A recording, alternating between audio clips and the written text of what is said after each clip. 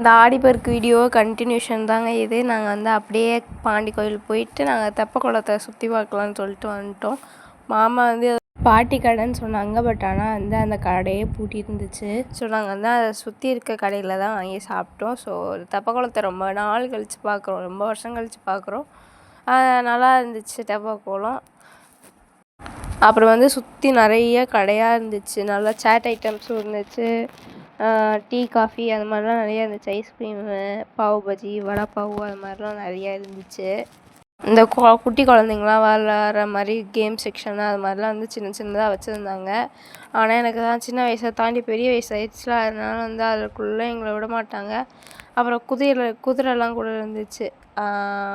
அதெல்லாம் பார்த்துட்டு அப்படியே வந்து நாங்கள் வந்து 2 ரவுண்ட் அடிச்சிட்டோம். ஏன்னா வந்து மாமா கடை தேடின கடையை காணும். அதனால் வந்து 2 ரவுண்ட் வந்து பைக்லேயே வந்து போயிட்டு வந்துட்டோம். அப்புறம் திருப்பியும் நடந்து ஒரு வாட்டி போயிட்டு வந்தோம். காலெலாம் எனக்கு பயங்கர வலி. அப்புறம் இந்த பலூன்லாம் கேட்டு எனக்கு வாங்கி தரல. நானும் வந்து அப்படியே அமைதியாக வந்துட்டேன்.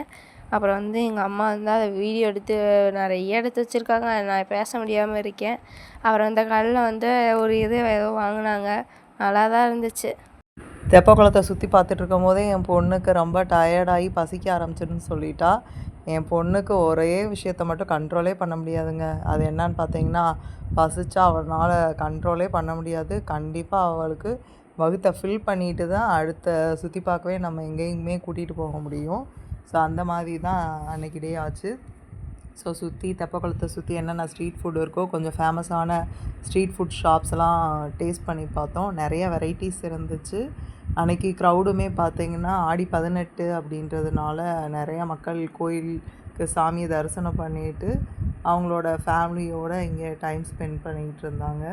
உண்மையிலே செம்ம வைப்பாக இருந்துச்சுங்க. ஆஃப்டர் 3 இயர்ஸ் நான் மறுபடியும் தெப்பக்குளத்தை சுற்றி பார்க்க வந்திருந்தேன்.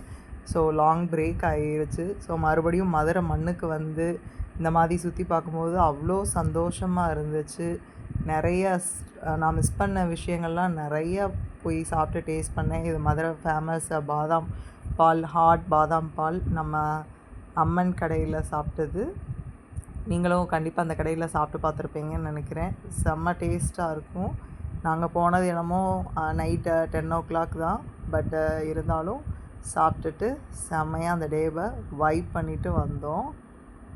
உங்களுக்கும் சான்ஸ் கிடச்சா மதுரையில் இந்த மாதிரி இன்ட்ரெஸ்டிங் ஸ்பாட்ஸை சுற்றி பாருங்கள். நிறைய ஸ்ட்ரீட் ஃபுட்டை டேஸ்ட் பண்ணுங்கள். பாய்.